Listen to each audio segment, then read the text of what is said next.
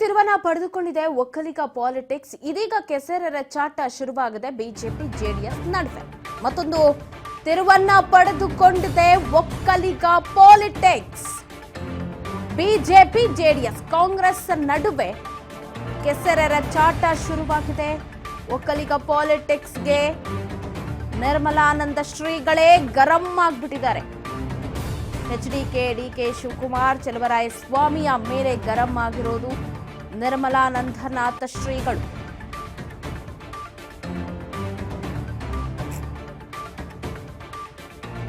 Vokkaliga versus Vokkaliga fight ಜೋರಾಗಿ ನಡೀತಾ ಇದೆ ಎಲೆಕ್ಷನ್ ಹೊತ್ತಲ್ಲೇ. ಈ ಜಾತಿ ಕಾರ್ಡ್ ಚೆನ್ನಾಗಿ ಪ್ಲೇ ಮಾಡ್ತಾರೆ ಎಲೆಕ್ಷನ್ ಟೈಮಲ್ಲಿ. ಆಗ ಹೋಗದೆ ಮಠಮಾನ್ಯಗಳಿಗಲ್ವಾ ಡೈರೆಕ್ಟ್ ಆಗಿ. ಈಗ ಮಧ್ಯದಲ್ಲಿ ತಂದಂತ ನಿರ್ಮಲಾನಂದ ಶ್ರೀಗಳು ಗರಂ ಆಗಿದ್ದಾರೆ. ಕೇವಲ ಕಾಂಗ್ರೆಸ್ ಬಿಜೆಪಿ ಜೆಡಿಎಸ್ ಅಂತಲ್ಲ, ಮೂರೂ ಪಕ್ಷಗಳ ಮೇಲೂ ಕೂಡ ಗರಂ ಆಗಿದ್ದಾರೆ. ತಮ್ಮ ಸಮುದಾಯದ ನಾಯಕರು ಕುಮಾರಸ್ವಾಮಿ, ಡಿಕೆ ಶಿವಕುಮಾರ್, ಚಲುವರಾಯಸ್ವಾಮಿ ಎಲ್ಲರ ಮೇಲೂ ಕೂಡ ಗರಂ ಆಗಿದ್ದಾರೆ.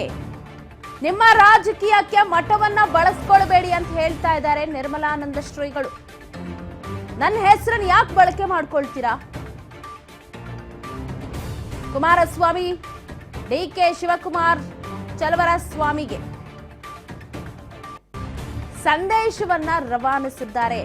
ನೀವು ರಾಜಕೀಯ ಮಾಡ್ಕೊಳ್ಳೋಕೆ ನಿಮ್ ಕೆಸರೆರ ಚಾಟಗಳಿಗೆ ಮಠವನ್ನ ಯಾಕೆ ಬಳಸ್ಕೊಳ್ತೀರಾ? ನಮ್ಮನ್ನ ಯಾಕೆ ಮಧ್ಯ ತರ್ತೀರಾ? ನನ್ನ ಹೆಸರನ್ನ ಯಾಕೆ ಬಳಸ್ಕೊಳ್ತಾರೆ? ನೆಕ್ಸ್ಟ್ ಇದನ್ನ ಇಟ್ಕೊಂಡು ಏನ್ ಮಾಡ್ತಾರೋ ಗೊತ್ತಿಲ್ಲ. ಕುಮಾರಸ್ವಾಮಿ ಅವರು, ಡಿಕೆ ಶಿವಕುಮಾರ್ ಅವರು ಜೋರಾಗೆ ನಡೀತಾ ಇತ್ತು ವಾಗ್ಯುದ್ಧ. ಎಲ್ಲದಕ್ಕೆ ಈಗ ಫುಲ್ ಸ್ಟಾಪ್ ಇಡೋದಿಕ್ಕೆ ಸ್ವತಃ ಶ್ರೀಗಳೇ ಮುಂದೆ ಬರಬೇಕಾಯ್ತು. ಹಿಂಗೆ ಮಾಡ್ತಾರೆ. ಲಿಂಗಾಯತರ ನಾಯಕರಾಗಿರ್ಲಿ, ಒಕ್ಕಲಿಗ ನಾಯಕರಾಗಿರ್ಲಿ, ಪ್ರಬಲ ಮಠಗಳು ಸ್ವಾಮೀಜಿಗಳು ಯಾರು ಇರ್ತಾರೆ ಅವ್ರ ಮುಖಾಂತರ ಏನೋ ಓಲೈಕೆ ಮಾಡಬೇಕು, ಗಾಳ ಹಾಕಬೇಕು ಅಂತ ಹೋಗ್ತಾರೆ. ಅದು ಈ ತರ ಅವ್ರ ಬುಡಕ್ಕೆ ಬರುತ್ತೆ. ಕೊನೆಗೆ ನಿಮ್ಮ ರಾಜಕೀಯ ಬೇಳೆ ಬೇಯಿಸ್ಕೊಳಕ್ ನನ್ನ ಹೆಸರನ್ನು ಬಳಸ್ಕೊಳ್ಬೇಡಿ ಅಂತ ಅವ್ರು ಹೇಳ್ತಾ ಇರೋದು. ರಾಜಕೀಯ ಮಾಡಕ್ಕಲ್ಲ ಇರೋದು ಮಠ ಸ್ವಾಮೀಜಿಗಳು. ನನ್ನನ್ನು ಬಿಟ್ಟು ಬಿಡಿ.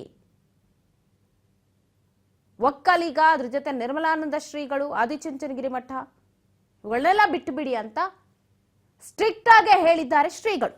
ಡಿಕೆ ಶಿವಕುಮಾರ್, ಚಲುವರಾಯಸ್ವಾಮಿಗೆ ಗರಂ ಆಗಿರೋದು. ಈ ಬಗ್ಗೆ ಮತ್ತಷ್ಟು ಅಪ್ಡೇಟ್ಸ್ ಅನ್ನ ಕೊಡ್ತಾರೆ ಪ್ರತಿನಿಧಿ ಬಸವರಾಜ್ ಫೋನ್ ಸಂಪರ್ಕದಲ್ಲಿದ್ದಾರೆ.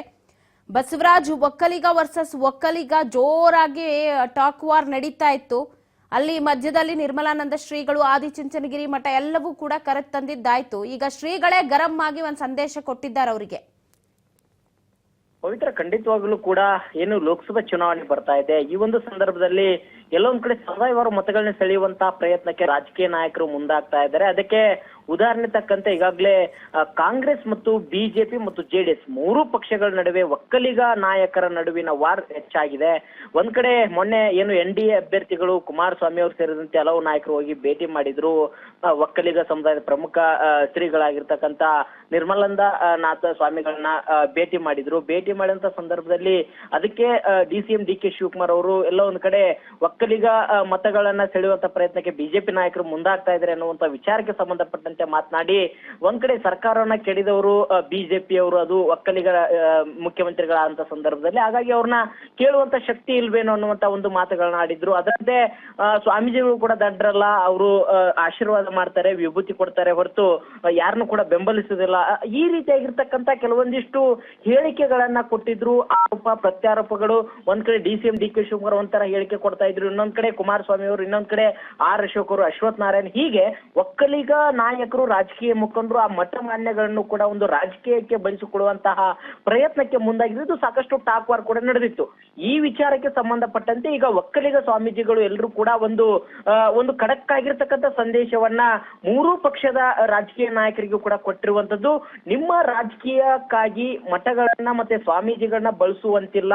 ನಮಗೆ ಎಲ್ಲರೂ ಕೂಡ ಒಂದೇ ಸಮುದಾಯ, ಎಲ್ಲೂ ಕೂಡ ಒಂದೇ. ಹಾಗಾಗಿ ಬಿಜೆಪಿ ಆಗಿರ್ಬೋದು, JDS ಆಗಿರ್ಬೋದು, ಕಾಂಗ್ರೆಸ್ ಆಗಿರ್ಬೋದು, ಮೂರೂ ಪಕ್ಷದವರು ಕೂಡ ರಾಜಕೀಯಕ್ಕಾಗಿ ಸ್ವಾಮೀಜಿಗಳನ್ನ ಮಠಗಳನ್ನ ಬಳಸ್ಕೊಳ್ಬೇಡಿ ಅನ್ನುವಂತಹ ಖಡಕ್ ಎಚ್ಚರಿಕೆಯನ್ನು ಕೂಡ ಕೊಟ್ಟಿರುವಂತದ್ದು. ಇನ್ನು ಪ್ರಮುಖವಾಗಿ ಸಚಿವರಾಗಿರ್ತಕ್ಕಂಥ ಚಲುವರಾಯಸ್ವಾಮಿ ಅವರು ಏನಿದ್ದಾರೆ, ಅವರು ಒಂದ್ ಕಡೆ ಏನು ಸ್ವಾಮೀಜಿ ಅವ್ರದ್ದು ಹಿಂದೆ ಅವರ ಫೋನ್ ಟ್ಯಾಪಿಂಗ್ ಆಗಿತ್ತು ಅನ್ನುವಂತ, ಅಂದ್ರೆ ಅವ್ರನ್ನ ಆ ಫೋನ್ ಕದ್ದಾಲಿಕ್ಕೆ ಒಂದ್ ರೀತಿಯಲ್ಲಿ ಅವರ ಏನು ಅವರ ಮಾತನಾಡೋದಾಗಿರ್ಬೋದು, ಆ ಒಂದು ರೀತಿಯಲ್ಲಿ ಎಲ್ಲ ಕೂಡ ಒಬ್ರು ಅದನ್ನ ಗಮನಿಸ ವಿಚಾರಿಸ್ತಾ ಇದ್ರು ಅನ್ನುವಂತ ರೀತಿಯಲ್ಲಿ ಕೂಡ ಮಾತನಾಡಿದ್ರು. ಹಾಗಾಗಿ ಇದು ಆಗಿಲ್ವಾ ಅನ್ನುವಂತ ಒಂದಿಷ್ಟು ಆರೋಪಗಳು ಪ್ರತ್ಯಾರೋಪ ಆಗಿತ್ತು. ಇವತ್ತು ಗೃಹ ಸಚಿವರಾಗಿರ್ತಕ್ಕಂಥ ಪರಮೇಶ್ವರ್ ಕೂಡ ಹೇಳಿದ್ರು, ನಾನು ಅವಾಗ ಹಿಂದೆ ಗೃಹ ಸಚಿವನಾಗಿದ್ದೆ, ಆದ್ರೆ ಈ ತರ ಆಗಿರ್ತಕ್ಕಂಥ ಫೋನ್ ಟ್ಯಾಪಿಂಗ್ ಆಗಿರೋದು ನಮ್ಗೆ ಗೊತ್ತಿಲ್ಲ, ಯಾವ ರೀತಿ ಆಗಿರೋ ಅದು ಚಲುವರಾಯಸ್ವಾಮಿಗೆ ಗೊತ್ತು ಅನ್ನುವಂಥದ್ದು ಸ್ವತಃ ಈಗಿನ ಗೃಹ ಸಚಿವರು ಕೂಡ ಹೇಳಿರುವಂತ. ಯಾಕಂತಂದ್ರೆ ಅವಾಗ್ಲೂ ಕೂಡ ಅವರೇ ಇದ್ರು.